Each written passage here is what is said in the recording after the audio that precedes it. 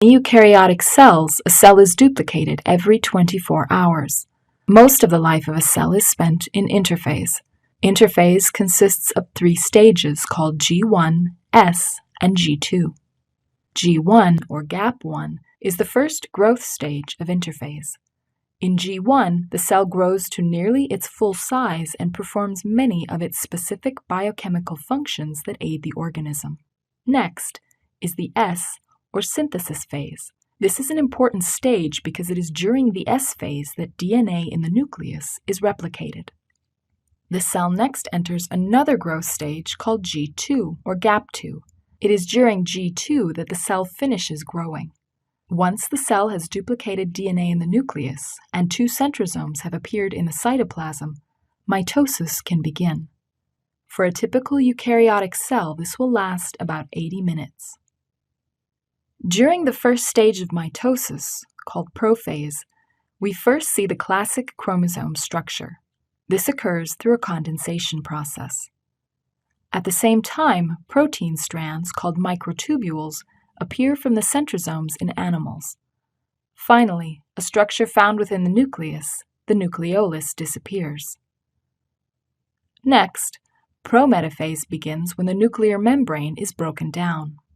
At the same time, microtubule strands, or spindle fibers, are growing from the centrosomes. These strands attach to a protein structure called the kinetochore. One kinetochore is attached to the centromere of each sister chromatid. Next comes metaphase. During this stage, the sister chromatids align along the center of the cell so that both chromatids face toward opposite poles of the cell. Now the sister chromatids are ready to be separated. This occurs during anaphase through a shortening of the microtubules attached to the kinetochores. Additionally, the poles of the cell move farther apart, causing increased separation of sister chromatids. At the end of anaphase, the sister chromatids have moved to the 2 ends of the cell.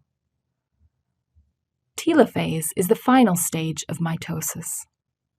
It is here the components of the new cells begin to appear.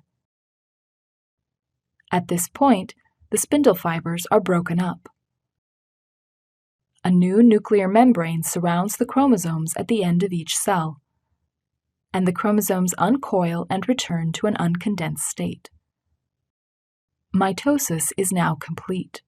The formation of 2 cells is all that remains. Following mitosis, the cell undergoes a process called cytokinesis. First, the cell is compressed by a contractile ring that divides the cell in nearly equal halves. By now, the organelles in the cell have been replicated and are now divided between the 2 halves of the cell. This includes mitochondria, Golgi bodies, and the rough ER. Plant cells also have chloroplasts. Once split, the 2 new cells are now fully in the G1 stage of interphase and ready again to begin their growth. Let's watch the process one more time. Mitosis begins with prophase. Notice the DNA condensing into chromosomes during this stage. Microtubules appear during prometaphase, and the nuclear membrane breaks down. Metaphase occurs when the chromosomes are aligned at the center of the cell.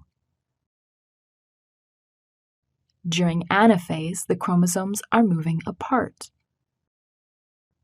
The telophase stage is marked by the appearance of new nuclear membranes.